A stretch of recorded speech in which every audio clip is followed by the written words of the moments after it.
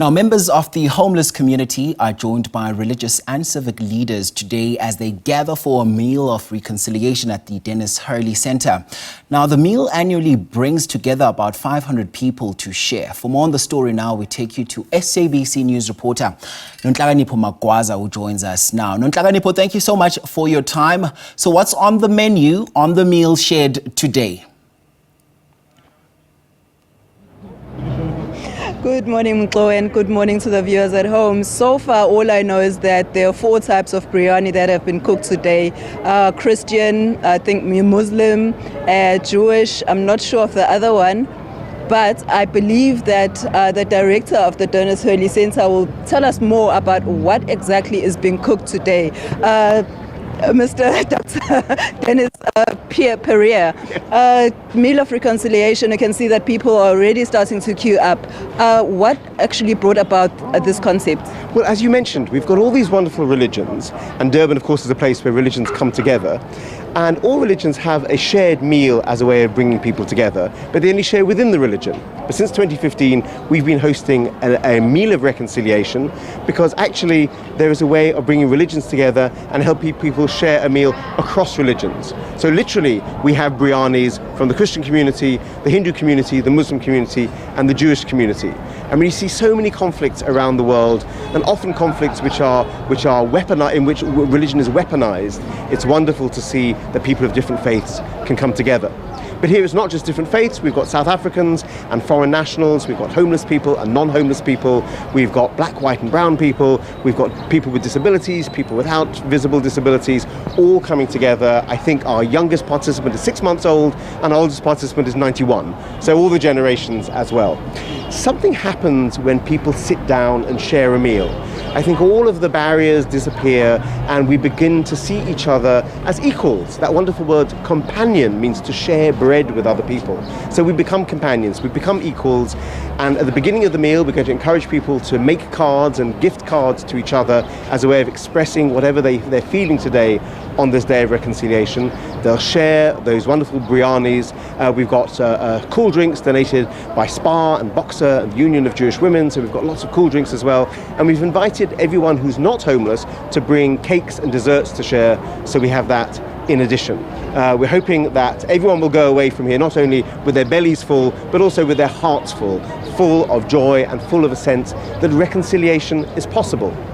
This day is particularly special to us because Paddy Carney, I'm standing in Paddy Carney Lane. So Paddy Carney, who founded the Denis Hurley Centre, was the first person to use the phrase Day of Reconciliation. I found in his archive an article he wrote in the 1980s in which he says, wouldn't it be wonderful to imagine a time when the day of the vow becomes a day of reconciliation for all South Africans? And that indeed is what we now have, what we've been celebrating since President Mandela made it a public holiday, and we continue to celebrate. I think we also have to remember that reconciliation doesn't just happen. It wasn't an event that happened in the past. It's something we constantly have to work at, to look at where the divisions are in our local communities, within our families, within our society, and do everything we can to address those divisions and to come back to a place of reconciliation. Dr. Pereira, you mentioned earlier on participants. I can see that people are already starting to line up and I can smell the smell of biryani. Are you expecting more people to come? Roughly how many people are you going to feed today? So we serve about 300 homeless people every day. In fact, this year we'll have served 162,000 meals here at the Denis Hurley Centre. So in addition to the 300 we normally serve, we've got I think about 100 non-homeless people who are joining the party and will be sitting together and sharing the same food. So we've catered for 400 and God willing, inshallah, it'll all come together. Earlier on we spoke about the number of people. You said that the number of people that you feed here at the centre have grown by like 50%. What would you attribute that to?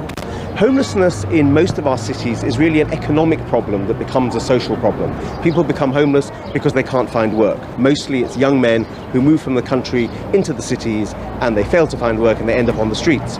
So in Durban, at least, as a result of COVID, followed by riots, followed by floods, and the general, sadly, the deterioration of the city centre means there's less work and therefore more people are homeless and more people coming to us for food. Yes, indeed, we estimate about an increase of 50% in the number of homeless people in Durban in the last few years.